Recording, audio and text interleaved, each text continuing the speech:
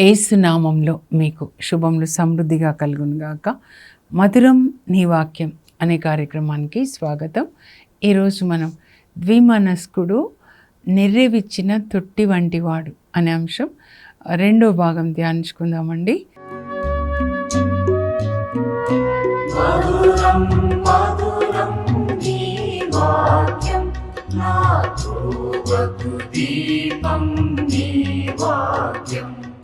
ఇది ఎంతమందికి అప్లై అవుతుందో, మనం ఇప్పుడు ఒకే మనస్సు కలిగి దేవుని యొక్క వాక్యం ప్రకారం జీవించాలి. ఊరికే నోటితో ప్రార్థన కాదు, దేవుడు ఆజ్ఞలు ఇచ్చారు, ఈ ఆజ్ఞలన్నీ కూడా మనం పాటించాలి. మీరు నన్ను ప్రేమిస్తే నా ఆజ్ఞలు పాటిస్తారు అని యేసు ప్రభు కడరా భోజన సమయంలో శిష్యులకి చెప్తారు. అది మనకు కూడా ప్రతి ఒక్కటి మనకి ఎలా చదవాలంటే, నా దేవుడు నాతో మాట్లాడుతున్నారు, అంతే, నా ప్రియుడు, నా యేసు, నేను, మా ఇద్దరి మధ్యలో ఇంకెవరు లేరు. అది ఎవరి కోసమో కాదు, నా కొరకు. అందుకే ఒక్కరుగా కూర్చొని బైబిల్ చదువుకోవాలండి. అప్పుడు మనతో పరిశుద్ధ ఆత్మ దేవుడు మాట్లాడతారు. నీ కొరకే నువ్వు ఇలా ఉండాలి, ఇలా ఉండకూడదు, సొలొమోను రాజులాగా, దావీదులాగా ఉండాలి. అలాగే ఈరోజు సంసోన్ గురించి ధ్యానించుకుందామండి. డబుల్ మైండెడ్ పర్సన్ అనమాట. ఎలాంటి వాడంటే క్రాక్డ్ సిస్టమ్, అంటే నెర్రెవిచ్చిన తొట్టి, ఏం పోసినా అందులో ఉండదు. ఇలా ఉన్న వ్యక్తి సంసోన్ కూడా దేవుడు అభిషేకాన్ని ఇస్తే అభిషేకం నిలుపుకోలేదండి. ఆయన ఎప్పుడూ కూడా తన పిలుపుని గౌరవించలేదు. Samson never respected his calling. Double minded people never respect their calling. మీకు దేవుడిచ్చిన అభిషేకాన్ని మీరు గౌరవించకపోతే దేవుడు ఎలా గౌరవిస్తారు? ఇప్పుడు నాకు అభిషేకాన్ని ఇచ్చారు, నేను ఆ అభిషేకాన్ని గౌరవించాలి. ఎందుకంటే ఈ అభిషేకం, పరిశుద్ధాత్మ పొందడం అనేది యేసు ప్రభు ప్రాణం ఖరీదండి. నాతో మాట్లాడతారు.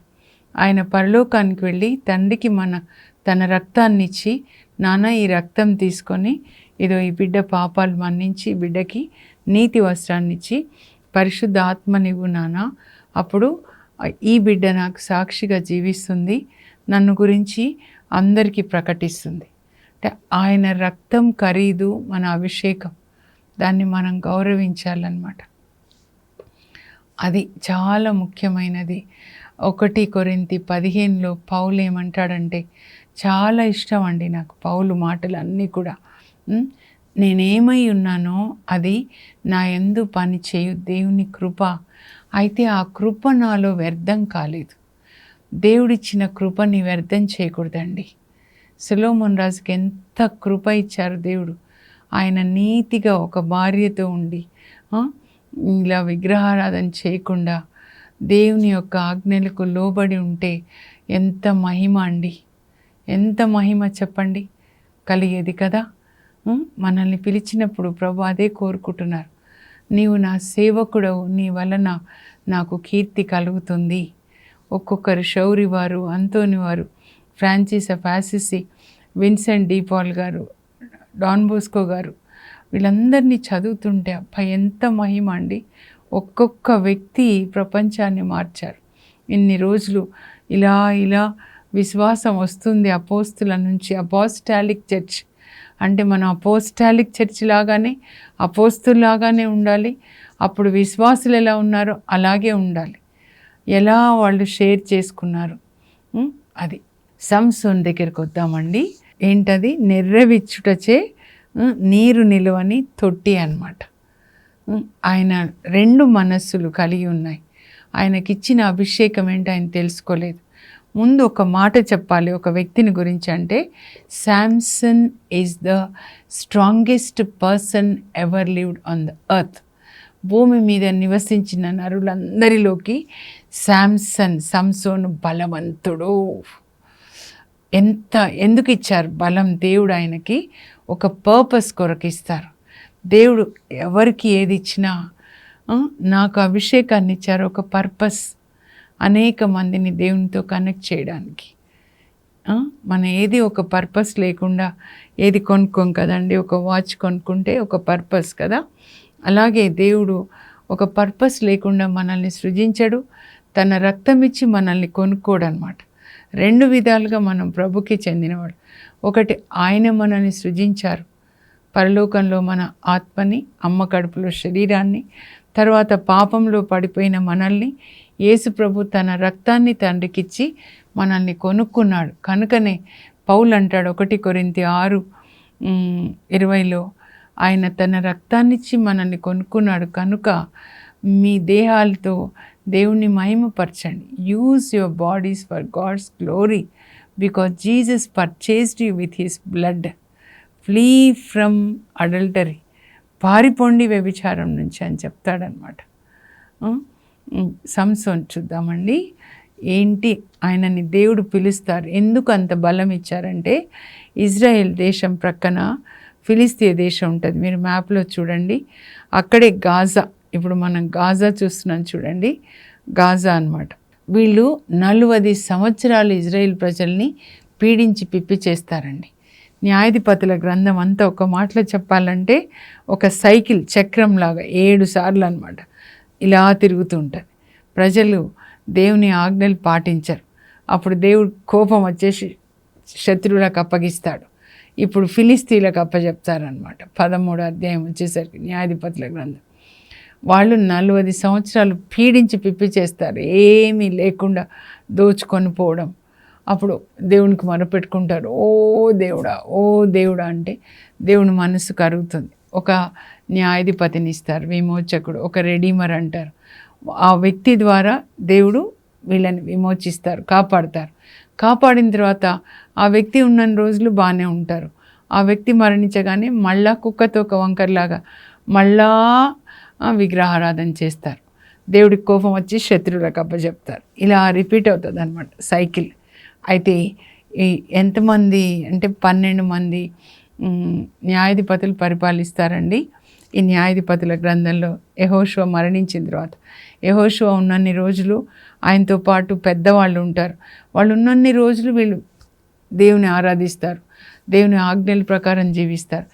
జాషువా అతనితో ఉన్న పెద్దలు మరణించగానే ఈ యవనస్తులు ఎవరిష్టం వచ్చినట్లు వాళ్ళు అనమాట.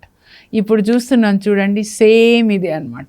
ఎవరిష్టం వచ్చినట్టు, ఎక్కడ ఆ జుట్టు చూస్తే సరిగ్గా ఉండదు, ఎక్కడ చూస్తే టాటో మార్క్స్ ఇక్కడి ఉంటాయి, మగవాళ్ళు అలా పెట్టుకోకూడదని అక్కడ వచ్చి పాటలు పాడతారు. ఆ డ్రెస్సింగ్ చూస్తే మా ఇష్టం వాడు పాటలు పాడుతుంటే దేవుని ఆత్మ దిగొస్తుందా, దయ్యపు ఆత్మలు వస్తాయా అనిపిస్తుంది కొన్నిసార్లు. ఎవరిష్టం వచ్చినట్లు వాళ్ళు. ఇదే ఉంటుందండి. మీరు చివరిలో చదివితే న్యాయాధిపతుల గ్రంథము చివర ఈయననే అనమాట. 12 మందిలో ఈ సంసోనే చివరి న్యాయాధిపతి.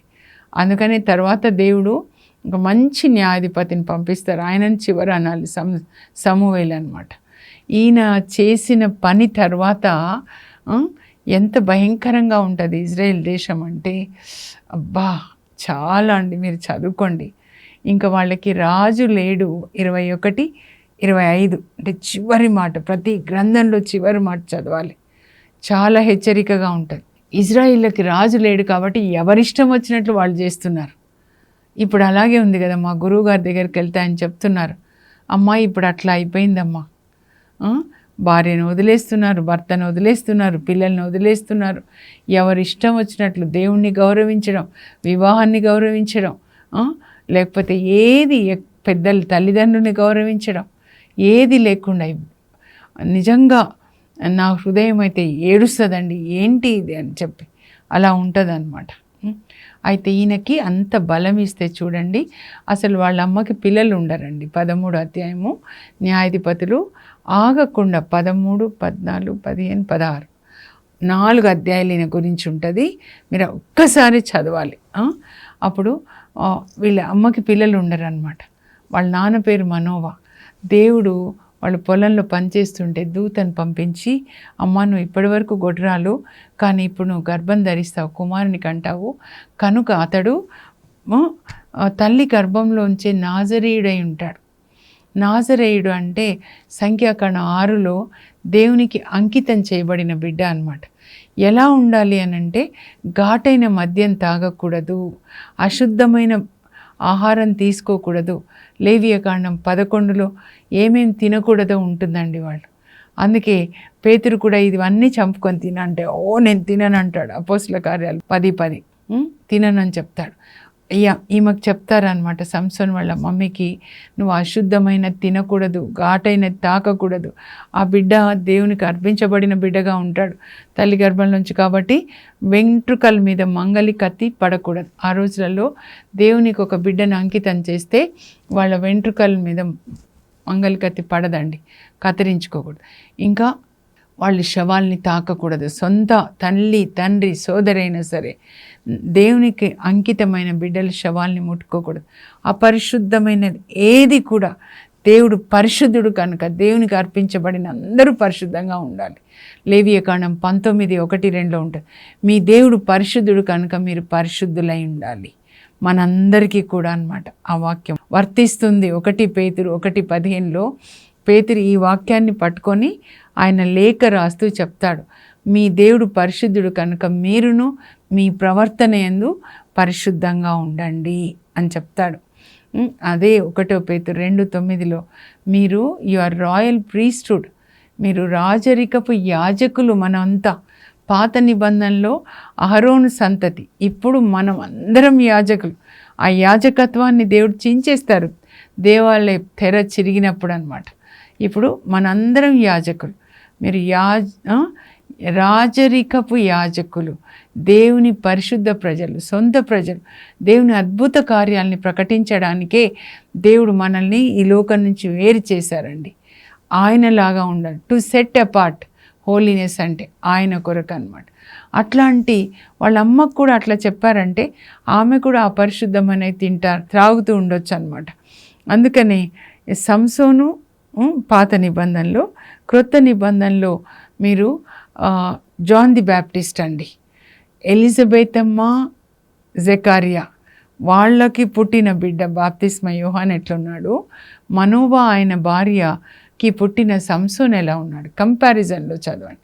ఈయన ఎంత పరిశుద్ధుడు, తల్లిదండ్రులు ఎంత పరిశుద్ధులు, దేవుని ఆజ్ఞలకి లోబడి జీవించారు జెకారియా, ఎలిజబెత్.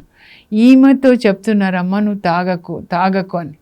అంటే త్రాగని వాళ్ళ దగ్గరికి పోయి నా దగ్గర వచ్చి జసింత నువ్వు సీసాలు తాగకు అని చెప్తారా? ఎవరికి చెప్తారు తాగొద్దు అని? ఇలాంటి తల్లికి పుట్టాడు. ఎంత ముఖ్యమైనదండి చూడండి. ఈయన పుడతాడు, ఫస్ట్ ఆమెకి చెప్తాడు, తర్వాత వాళ్ళ నాన్నకి రెండోసారి చెప్తాడు. 13వ అధ్యాయంలో ఆయన పుడతాడు. ఎందుకు అనంటే ఫిలిస్తీన్ల మీద పగ తీర్చుకోవాలనుకుంటాడు దేవుడు. ఒక మనిషి దేవునితో కోఆపరేట్ చేయాలి. దేవుని పని లోకంలో జరగాలంటే ప్రతి ఒక్కరు కూడా ఇంత బలాన్ని ఇస్తారు ఫిలిస్తీన్ల మీద పగ తెచ్చుకోవడానికి అన్నమాట. నా బిడ్డల్ని పీడించి పిప్పి చేస్తారా అని చెప్పి. కానీ పెద్దగా అయిపోయిన తర్వాత వాళ్ళ అమ్మ నాన్న చెప్పాలి కదా, బాబు ఇలా దేవదూత కనపడ్డారు, నువ్వు దేవునికి అర్పించబడిన బిడ్డ, అందుకే నీ తల మీద మంగళి కత్తి పడకూడదు, నువ్వు పరిశుద్ధంగా ఉండాలి, అపరిశుద్ధమైన తినకూడదు, శవాల్ని ముట్టుకోకూడదు, ప్రత్యేకంగా దేవుడు నిన్ను ఎన్నుకున్నారు అని చెప్పాలి కదా. మరి తల్లిదండ్రులు ప్రార్థనలో ఇంట్లో పరిశుద్ధ వాతావరణం ఉండాలి. పెద్దగా అయిపోయిన తర్వాత ఈయన ఇక్కడ నుంచి ఇజ్రాయెల్ దేశం నుంచి ఫిలిస్తీ దేశానికి వెళ్తున్నాడు.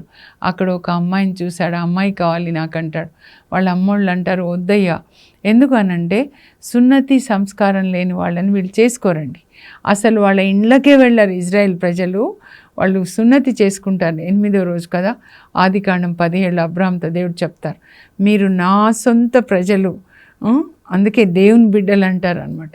కాబట్టి సున్నతి చేసుకొని వేరు చేయబడి, సున్నతి సంస్కారం లేని వాళ్ళ ఇండ్లకే వెళ్ళరు, వాళ్ళ పిల్లల్ని అసలే చేసుకోరు. వాళ్ళ అమ్మ నాన్న అంటారు, ఎందుకయ్యా మన దగ్గర పిల్లలు లేరా, సున్నతి సంస్కారం లేదు.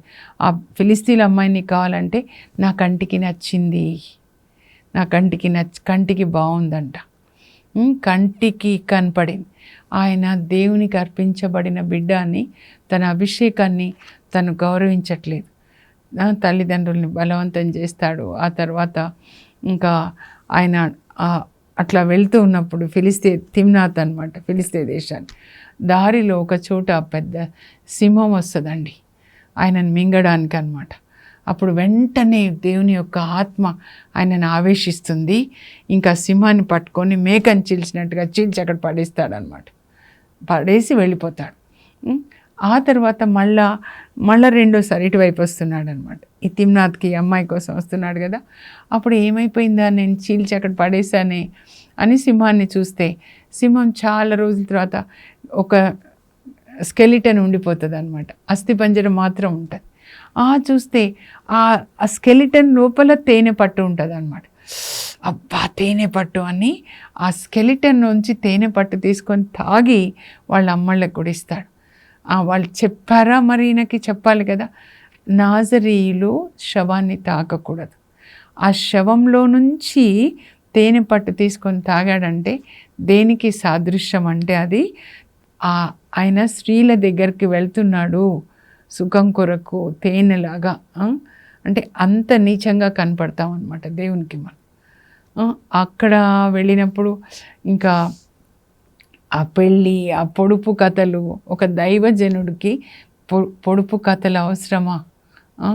తర్వాత వాళ్ళ మామగారు భయపడి ఆయనకిచ్చిన భార్య సంసోన్ భార్యను మళ్ళీ తోడు పెళ్లి కొడుకిచ్చి పెళ్లి చేస్తాడు.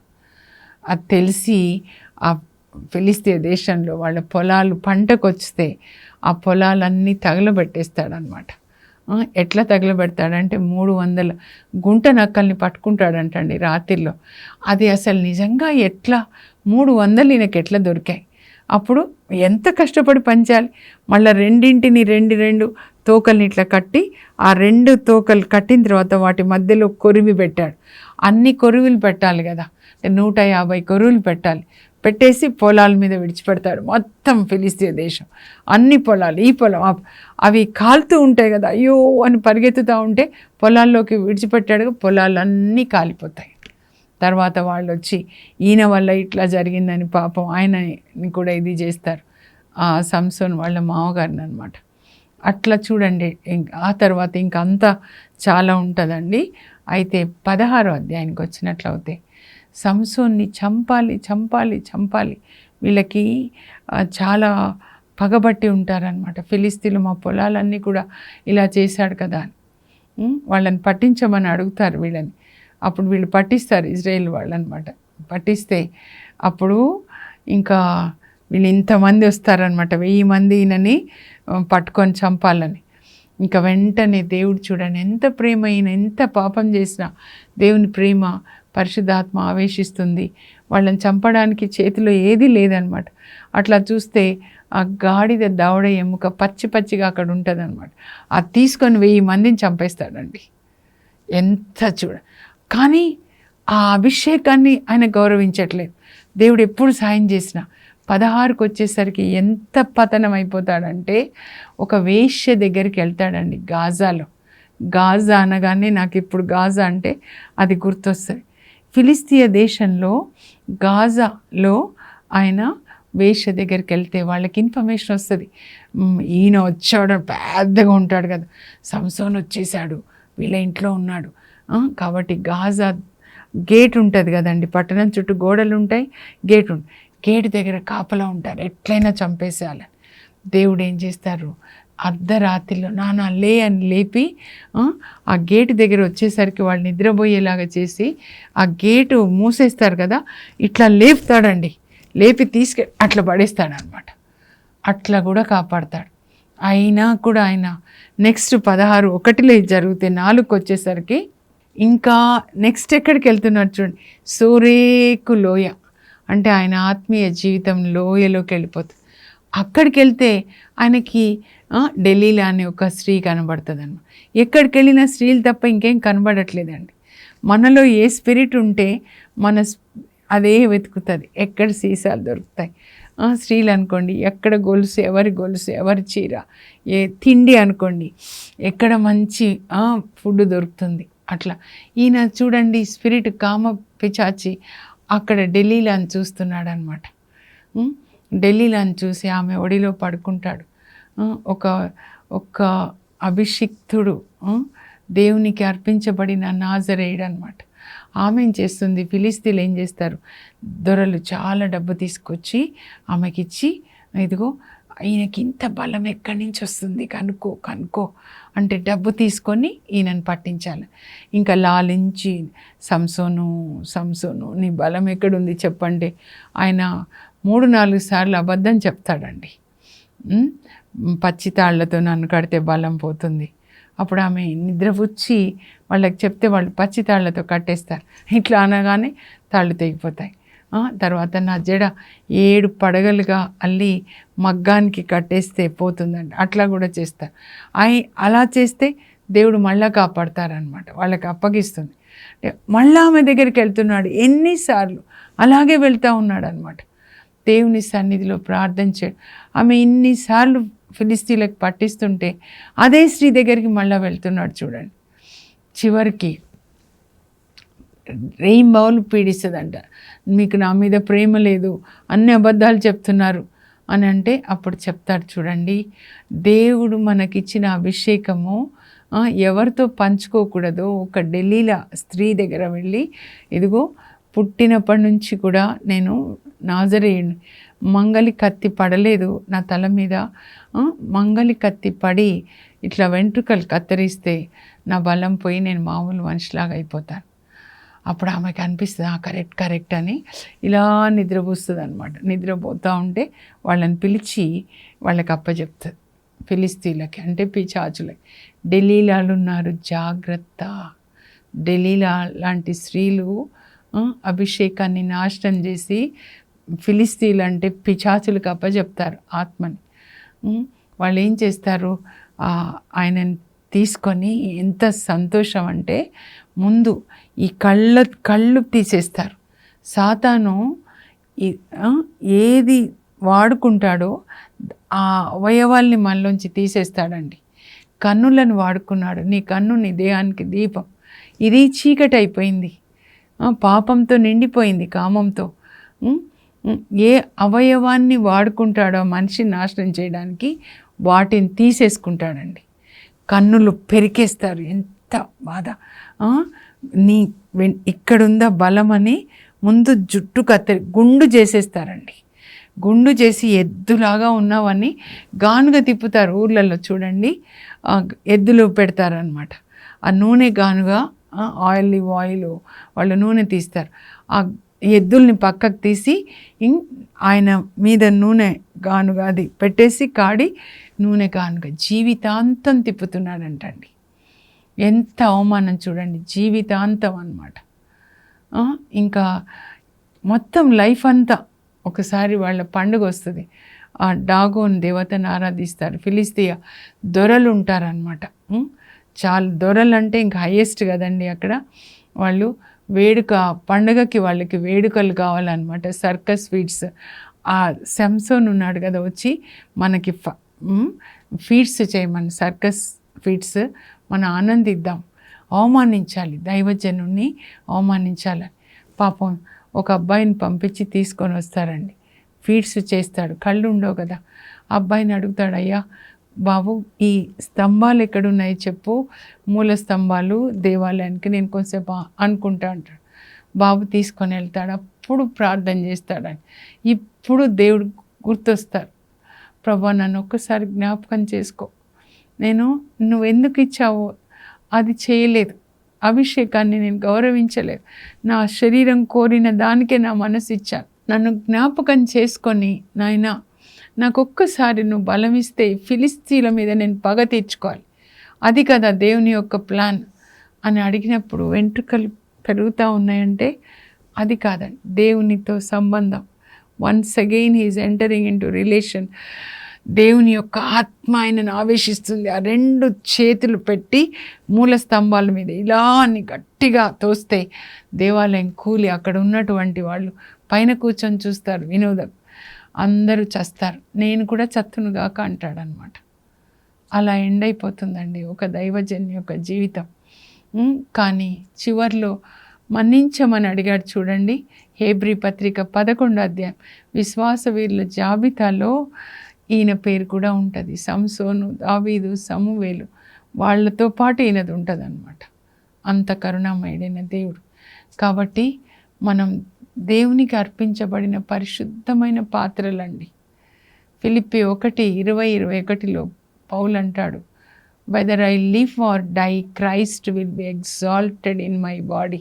నేను జీవించిన మరణించిన క్రీస్తు ఈ శరీరం అందు మహిమపరచబడతాడు. దేవుణ్ణి అవమానపరచకూడదండి. ఆయన ఇచ్చిన అభిషేకాన్ని గౌరవించాలి. ఇప్పుడు కొన్ని ముఖ్యమైనవి నేను చదువుతానండి, దయచేసి మీరు రాసుకోనండి. ద్విమనస్కుడు నెర్రెవిచ్చిన తొట్టి వంటివాడు. నా ప్రజలు 2 నేరములు చేసిరి, వారు జీవజలంలో బుగ్గనైన నన్ను పరిత్యజించిరి. నెర్రెవిచ్చుటచే నీరు నిలువని రాతి తొట్లను తొలిపించుకొనిరి. మొదటిది సొలొమోను రాజండి. దేవునికి ద్రోహం చేస్తాడు, దేవునితో సమయం గడపడు. దేవునికి ఆలయాన్ని నిర్మిస్తాడు, అన్య దైవములకు కూడా ఆలయాన్ని నిర్మిస్తాడు. 2 మనస్సులు అన్నమాట. ఆ తర్వాత సంసోన్ 2 మనస్సులు గల వ్యక్తి, నెర్రెవిచ్చిన తొట్టి, అట్టి వానిలో అభిషేకం నిలవదు. సంసోను తన పిలుపును గౌరవించలేదు. Samson never respected his calling. Double minded people never respect their calling.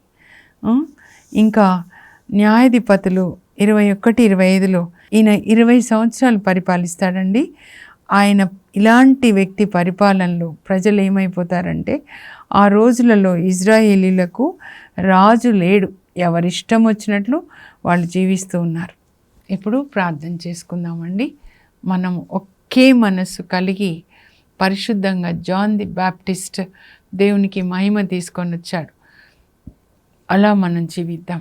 పరలోకపు మా తండ్రి, మీ పరిశుద్ధ నామం నాకు స్తోత్రం కలుగును గాక. ప్రభా, సొలొమోను రాజులాగా 2 మనస్సులు నాయనా, సంసోన్ లాగా తండ్రి, నెర్రెవిచ్చిన తొట్లు కనుక మీరిచ్చిన అభిషేకాన్ని వాళ్ళు నిలుపుకోలేకపోయారు, మీకు అపకీర్తి తీసుకొని వచ్చారు ప్రభా. కానీ ఆ విధంగా కాకుండా జాన్ ది బ్యాప్టిస్ట్ లాగా మీకు మహిమ తీసుకొని వచ్చేటట్లు, పౌలులాగా ప్రభా మీకు మహిమకరంగా జీవించడానికి, వాక్యం ప్రకారం జీవించడానికి పరిశుద్ధ ఆత్మని దయచేయండి.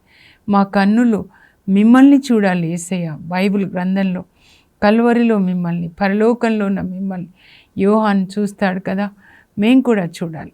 ఆ కృప దయచేయండి. యేసు నామంలో అడుగుచున్నాం తండ్రి, ఆమేన్. సంసోన్ లాగా కాకుండా జాన్ ది బ్యాప్టిస్ట్ లాగా దేవుని చిత్త ప్రకారం దేవునికి మహిమకరంగా జీవించే కృప దేవుడు మనకి దయచేయునుగాక. మనం కూడా మన పిల్లల్ని జకరియా, ఎలిజబెతమ్మలు ఎలా పెంచారో దేవునికి మహిమకరంగా జాన్ ది బ్యాప్టిస్ట్ని అలా పెంచే కృప మనకు దయచేయుదురుగాక. God bless you. Have a blessed day.